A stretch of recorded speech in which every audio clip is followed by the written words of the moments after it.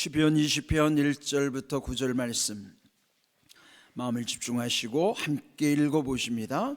환난 날에 여호와께서 내게 응답하시고 야곱의 하나님의 이름이 너를 높이 드시며 성소에서 너를 도와주시고 시온에서 너를 붙드시며 내 모든 소재를 기억하시며 내 번제를 받아주시기를 원하노라. 내 마음의 소원대로 허락하시고 내 모든 계획을 이루어 주시기를 원하노라. 우리가 너의 승리로 말미암아 개가를 부르며 우리 하나님의 이름으로 우리의 깃발을 세우리니 여호와께서 내 모든 기도를 이루어 주시기를 원하노라. 여호와께서 자기에게 기름 부음 받은 자를 구원하시는 줄 이제 내가 아노니 그의 오른손에 구원하는 힘으로 그의 거룩한 하늘에서 그에게 응답하시리로다. 어떤 사람은 병거 어떤 사람은 말을 의지하니 우리는 여호와 우리 하나님의 이름을 자랑하리로다. 그들은 비틀거리며 엎드러지고 우리는 일어나 바로 서도다. 여호와여 왕을 구원하소서. 우리가 부를 때에 우리에게 응답하소서. 아멘. 네, 올해 사순절 40일 특별 새벽기도의 주제 응답하리라.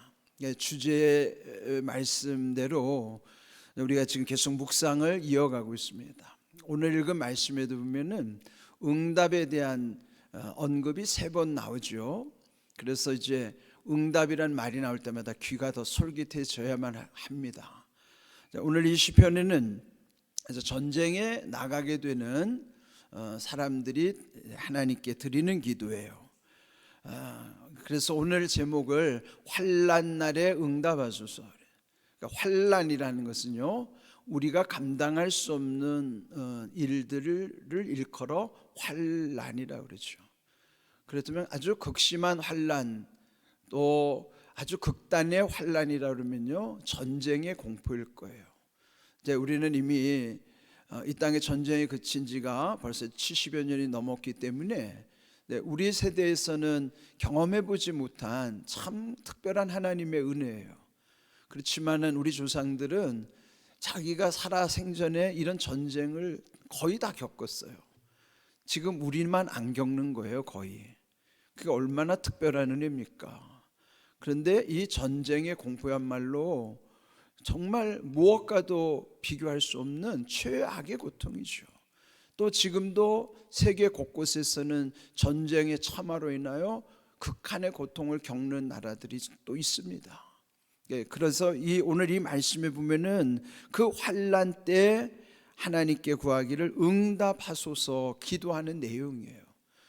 그렇다면은 우리 어제 말씀처럼 부를 때 응답하시는 하나님, 그러나 환난 중에 더 응답하시겠다고 우리에게 약속하신 하나님이에요. 먼저 우리 그 말씀 시편 50편 15절 말씀 먼저 읽어보겠습니다. 환난 날에 나를 부르라. 내가 너를 건지리니 내가 나를 영화롭게 하리라. 아멘. 환난 날에 부르라는 거예요. 그러면 건지겠다, 구원해 주시겠다고 약속하셨고, 그 환난 날의 부르짖음을 통해서 하나님께서는 부르짖는 우리를 통해서 영화롭게 하시겠다, 영광을 받으시겠다는 거예요. 우리가 기도하는 것은 우리에게 주시는 응답이기도 하지만 하나님은 또한 그 일로 우리로 하여금 영광을 받으시겠다고 하는 것이죠. 그러면은 우리에게 유익한 것이긴 하지만은 사실 하나님이 좋아하시는 거예요. 그러니까 하나님이 좋아하시는 것과 우리가 좋아하는 것이 하나가 되어야 됩니다. 오늘 이 주신 말씀에도 보면은 응답이라는 표현이 1절과 6절 그리고 마지막 9절에 응답이라는 말씀이 나와요. 자, 먼저 1절을 보실까요? 환난 날에 여호와께서 내게 응답하시고 야곱의 하나님의 이름이 너를 높이 드시며 또 성소에서 너를 도와주시고 시온에서 너를 붙드시며 내 모든 소재를 기억하시며 내 번제를 받아주시기를 원하노라. 그렇다면 성소라고 하는 것은 거룩한 장소, 성전, 또 교회의 의미죠. 거기에서는 하나님께 드려지는 제사, 오늘 우리의 예배를 또 뜻하는 말씀입니다. 3절에 모든 소지의 번제라는 말씀이 오늘 우리 예배죠. 그런데 그 예배를 하나님은 기억하고 계시고 또 그 예배를 받아주시겠다는 것입니다. 아무리 우리가 예배에 온다 하더라도 하나님이 기억하시는 예배, 하나님이 받으시는 예배여야 되죠. 만약에 우리가 아무리 하나님께 예배한다 하더라도 하나님이 기억하지도 못하시고 받으시지도 않는다 그러면 우리 예배는 의미가 없는 거예요. 그 받으시는 예배가 뭘까요? 우리가 늘 말씀 나누는 것처럼 신령과 진정으로 드려지는 예배를 하나님이 기뻐 받으시는 거예요. 우리의 마음이 없는 예배를 하나님 기뻐하시지 않습니다. 그러므로 이 환난날의 응답이 어디에서 오는가요? 성소, 즉 하나님의 교회에서 예배를 통해서 응답을 약속하시는 거예요. 여기 성소에서 강조했는데 시편 3편 4절에서도요 성소에서 응답하신다는 고백이 있어요. 이처럼 거룩한 곳은 하나님이 응답이 있는 곳이에요. 그러면서 또 5절도 보시면요, 우리가 너의 승리로 말미암아 개가를 부르며 우리 하나님의 이름으로 우리의 깃발을 세우리니 여호와께서 내 모든 기도를 이루어 주시기를 원하노라. 하나님 모든 기도를 들으실 뿐만 아니라 응답하시고 허락하시기를 원하시는 거예요. 이번 주제를 통해서 계속 강조되는 부분이 하나님은 들으시는 하나님, 응답하시는 하나님, 허락하시는 하나님. 특별히 이 야베스의 기도에 집중하는 것은 그가 구한 4가지의 마지막 끝에 하나님이 그의 기도를 허락하셨더라 하는 거예요.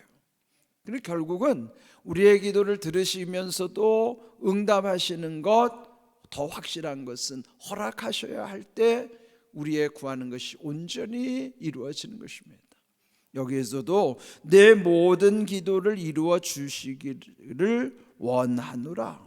그러니까 우리가 서로를 축복할 때도 이렇게 기도해야 되지만은 또 하나님은 우리의 모든 기도를 들으시기를 원하시는 것입니다. 또 6절 여호와께서 자기에게 기름 부음 받은 자를 구원하시는 줄을 이제 내가 아노니 그랬어요. 그러면 이 말씀은요, 하나님은 기름 부음 받은 자를 구원하신다는 걸 알죠. 근데 말씀이 왜 온전한가 하면 이렇게 가나 역으로 거슬러 가나 그 말씀이 통할 때 온전한 거예요. 그럼 이 말씀을 잘 생각해 보세요. 6절 말씀, 기름 부음 받은 자를 구원하신다. 그럼 반대로 구원받은 자에게 기름을 부으신다 그 말이에요. 그러니까 우리는 기름 부음 받은 자이기 때문에 구원하시기도 하시지만 구원받은 자이기 때문에 기름 부으심이라는 것을 이렇게 또는 역으로 그 말씀이 온전한 거예요. 우리는 늘 이렇게 기름 부으심이라는 것은 성령이 우리 가운데 임하셨음을 약속해 주시는 표현이죠. 기름 부으신 자를 구원하신 하나님, 구원받은 자에게 기름 부으신 하나님, 이것을 이제 내가 아노니라면 전에 몰랐지만은 저는 확신을 갖게 된 거예요. 이제 내가 아노니라는 것은 확신을 의미하는 거예요. 우리의 믿음은 희미하다가도 확실히 알아야 되는 거예요. 여기 이 고백처럼 이제 내가 아노니 하는 게 뭐예요? 지식으로 하는 게 아니라 경험으로 하는 거예요. 체험해서 하는 거예요. 이미 성경 속에서 이 지식으로는 이미 우리 알아요. 또 믿지 않은 사람들도 지식으로는 알죠. 근데 무엇이 차이가 있을까요? 경험을 통해서 아느냐의 차이예요. 지식으로 아는 사람은 경험이 없죠. 지식으로만 아는 사람은 참으로 아는 게 아니에요. 경험을 통해서 아는 것이 참으로 아는 거예요. 그래서 이제 내가 알았도다라고 하는 것은 예전에는 지식으로만 이해했을 뿐인데 경험을 통해서 알았기 때문에 이제 내가 아노니, 그러면 확신을 말해요. 확실히 믿는 바를 안다고 하는 거예요. 여러분도 이런 고백이 많아지기를 바랍니다. 이제 내가 알았습니다. 그는 확신의 믿음으로 고백을 드리는 거예요, 하나님께. 이 귀한 말씀 속에 그러면서 6절 후반부에 보면은 그의 오른손에 구원하는 힘으로 그의 거룩한 하늘에서 응답하시리로다. 어디서 응답한다고요? 거룩한 하늘, 하나님 계신 하나님의 거룩한 하늘에서 응답하시고, 그런데 이미 2절에서는 성소에서 응답하신다고 그랬어요. 그러면 성소에서 응답하시는 것과 하늘에서 응답하신다 그러면 응답하시는 곳이 동일한 거죠. 왜 그렇게 동일할까요? 통하기 때문에. 통한다는 게 뭐예요? 성소는 하늘과 통하는 곳이라. 그러니까 야곱이 하나님을 체험하고 창세기 28장 그 루스라고 하는 곳에서 그 이름을 자기가 베고자 하던 돌을 제단 삼아 그 루스라는 지역을 하나님의 집 벳엘로 이름을 바꾸고, 아, 이곳이 하나님의 집이요 여기가 하늘의 문이로다. 그러면 뭐요? 하늘의 문이 하늘과 열려지는 곳이죠. 그러면 하나님의 집은 하늘의 문이에요. 그 뭐예요? 성소와 하늘이 연결되어 있는 거예요. 그래서 응답이 이루어지는 거예요. 그래서 성소에도 응답하신 하나님은 거룩한 하늘에서도 응답하신다는 말씀을 하시는 거예요. 그러니까 이런 연관성을 잘 헤아리셔야 돼요. 말씀을 읽을 때 그런 어떤 분별을 가지고 연관성이 있을 때, 아, 이렇게 통하는 그런 것이구나. 그런 말씀의 이해를 잘 새겨보세요. 성소에서 응답하시고 거룩한 하늘에서 응답하시고, 그래서 성소와 하늘이 연결되어 있구나, 그 말씀을 우리에게 깨닫게 하시는 것이죠. 또한 9절에 또 응답이란 말씀이 나와요. 여호와의 왕을 구원하소서, 우리가 부를 때에 우리에게 응답하소서. 어제 제목처럼 부를 때 응답하소서, 여기 또 나오잖아요. 그러면은 부를 때 응답하실 뿐만 아니라 환난 날에는 더욱 응답하시는 하나님이에요.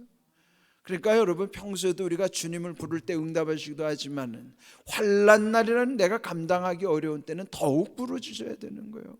더욱 주님의 응답 주시면 그 약속을 믿고, 환난 날에 부르짖으라 내가 너를 건질 것이고, 그렇다면 그때 네가 나를 영화롭게 하는 것이다.